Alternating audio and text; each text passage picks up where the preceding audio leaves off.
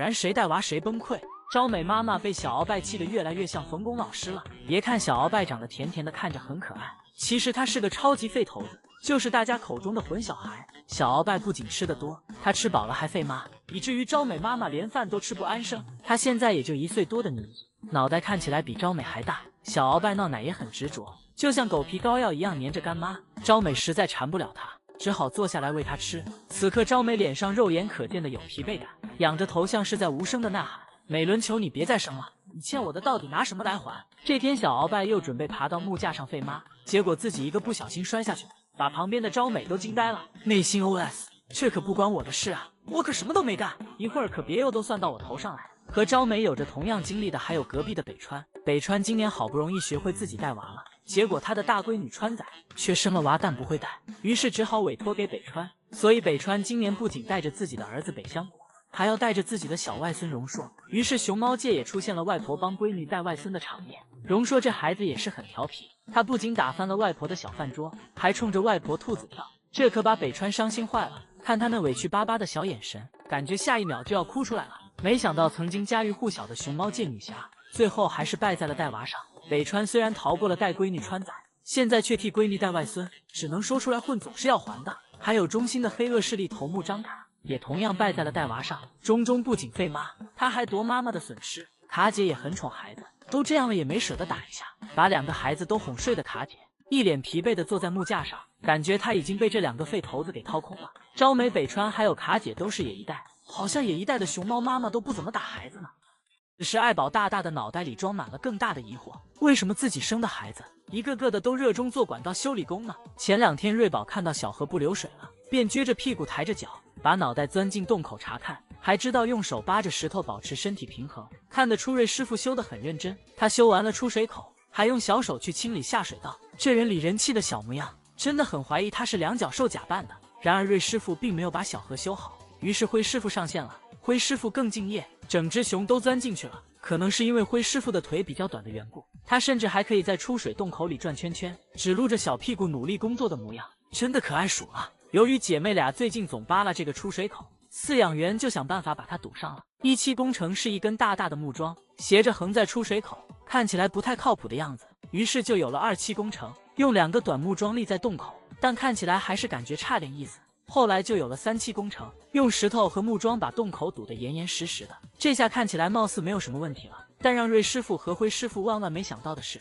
竟然还有47工程，整个小河都用雪覆盖住了，这下是彻底没得挖了。福师傅在寒武宫的时候也学了一手修理管道的好手艺，把脑袋钻进出水口，仔细的检查，认真到小屁股都在用力，趴着检查不明白就躺着检查。只能说在维修这方面，福师傅是专业的，但因为工程难度比较大，福师傅努力到身体都扭成了麻花。当福师傅修得正认真时，饲养员用竹子挠了他的屁股。福师傅孤勇的这一下真的太好笑了。现在福师傅维修的本领也不减当年，他在喝水时感觉自家水渠的流水有点小，于是就循着水流找到了出水口，先低着脑袋观察了一下，然后就是哐哐一顿干。就看福师傅这手法和这姿势，真不愧是年龄4岁却有着3年维修工龄的老师傅了。最后让人没想到的是，他还真的就从里面掏出了一个水泥片子来。福师傅的工作初见成效后，他干的就更起劲了，连续修了好几天，水渠的水流好像真的大了一点，要不说还是福师傅的手艺好呢。朕来袭不慌不忙，机智救下弟弟妹妹。喜淘淘的雄生经历到底能有多传奇？2008年5月12日，四川汶川突发8级地震，在毫无防备的情况下，卧龙基地的工作人员也乱作一团，但他们没有丝毫犹豫，纷纷冲回圈舍解救被困的熊猫。就在这生命的危急关头，喜淘淘带领一众弟弟妹妹第一时间冲出坍塌的围墙，来到了野外紧急避险。更厉害的是，等他意识到危险解除后，他又带着弟弟妹妹安然无恙地回到了基地。无法想象当时准备再次上山搜救的工作人员看到他们平安归来，内心能有多激动。也没人知道，在当时家园被毁、环境改变的情况下，喜淘淘到底是怎么做到的。其实他在很小的时候就表现出了异于常雄的特质。喜淘淘是喜妹和玲玲的儿子，他还有一个双胞胎妹妹，就是大美熊思佳。淘淘从小就非常的活泼，是他们那一届的小霸王，经常带着妹妹一起欺负别的小熊。有记者过来采访，他也丝毫不怯生。刚才这个小家伙，我特别跟大家介绍一下，他是最调皮的。刚才吃完了东西去抢别人饭的，还有刚才去这个欺负小朋友的，就是他，就是你啦。可能正是因为他的小霸王特质，让他具有了超凡的领导能力，小伙伴们也都信服他，才能有他后来带着弟弟妹妹到野外紧急避险的传奇经历。因为喜淘淘比较淘气又爱玩，他还曾把刘娟奶妈扔进了水里。是一个冬天，很冷，我也是穿的那个连体服给他们扫他们的就是吃剩下的竹子，然后他就从后边直接把我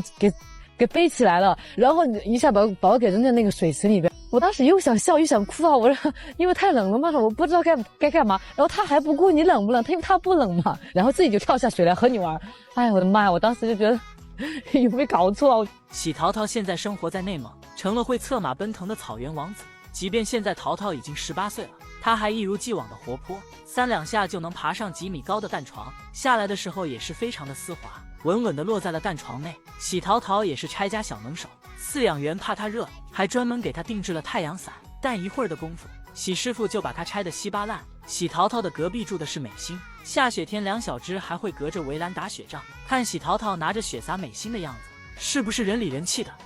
这准备翻门越狱的大熊猫，就是从马来西亚回来的3公主生意。生意真的就是性格超好的社牛体质，他从大马回国1个半月就展出了，也就是说隔离检疫结束没几天，他就和大家见面了。而且这孩子整天都是活力满满的，像是身上装了电动小马达一样。在生意这里根本就没有所谓的适应期，生意在大马的时候也同样爱越狱，当时他小小的一只就练就了缩骨功，经常会从门缝里悄悄地挤回家。奶爸当时也很纳闷，明明把他抱到外场营业了，门也关上了，他怎么就自己回来了？于是奶爸为了一探究竟，就蹲在旁边看着生意越狱。当奶爸看到生意成功的挤过去的那一刻，无奈地摇了摇头，估计当时都被这个小机灵鬼给气笑了。后来奶爸担心生意有卡在门缝里的安全隐患，于是就用轮胎把门缝堵上了。但是奶爸还是低估了生意的实力，他竟然踩着轮胎挤过去了，这可把目睹这一切的凤姨妈妈急坏了，自己的孩子竟然在眼皮子底下就这么消失了。后来奶爸又把生意原路退了回来，